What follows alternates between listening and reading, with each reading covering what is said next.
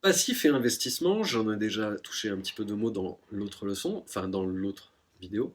C'est mettez vos désirs de passif en attente pour quelque temps.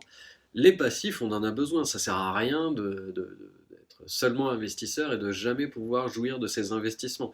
Mais mettre ses passifs un petit peu en attente, être capable de pas toujours avoir le téléphone qui coûte le plus cher, l'ordinateur qui coûte le plus cher, la voiture qui coûte cher, parce que enfin, une voiture c'est un gouffre. Beaucoup de gens que je vois, ne serait-ce que dans mon entourage, achètent une grosse voiture, et puis après, bah, quand il faut mettre, puisque j'habite dans les montagnes, il faut mettre des pneus neige. Donc à chaque fois, c'est à grand coût de 800 euros. Quand il faut changer les pneus normaux, déjà c'est cher, mais quand en plus chez nous il faut des pneus neige, et ben voilà. Euh, c'est une voiture qui consomme énormément. Donc c'est bien beau. Les pièces coûtent hyper cher. Donc voilà, c'est bien beau d'avoir un beau passif, avoir investi, avoir mis de l'argent dans un beau passif et pouvoir être content. Mais sauf que si vous n'avez pas derrière des actifs qui ramènent suffisamment de cash pour pouvoir vous payer ça sur le long terme, ben, vous allez vite déchanter.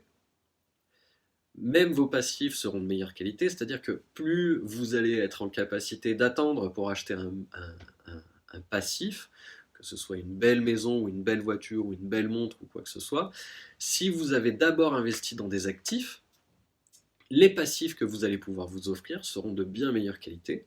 Et l'attente, là je parle en tant que professionnel de la psychologie, c'est toujours l'attente qui est le meilleur garant de, de, du bénéfice qu'on va tirer de quelque chose en général. Plus vous attendez pour obtenir quelque chose, et mieux vous allez pouvoir en profiter. Donc il y a quand même cet aspect, ce double aspect du fait que attendre pour acheter ses passifs est meilleur parce qu'on en profite mieux et parce qu'en général on achète de meilleurs passifs une fois qu'on a attendu.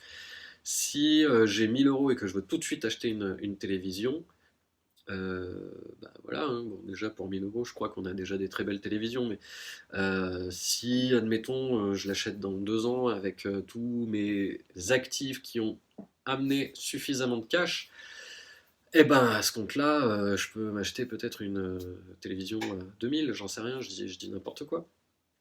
Mais voilà, donc on choisit mieux et on se fait davantage plaisir si on est capable d'attendre un petit peu, d'avoir investi d'abord dans les actifs et pas tout de suite dans les passifs. Et surtout, ce qui est le plus intéressant aussi, c'est que on peut investir davantage dans ces actifs puisqu'on n'a pas tout dépensé dans les passifs. Donc ça c'est vraiment bien. Euh, Personnellement, comme je le disais tout à l'heure, j'ai commencé à vraiment me former à être investisseur il y a seulement 3 ans. Et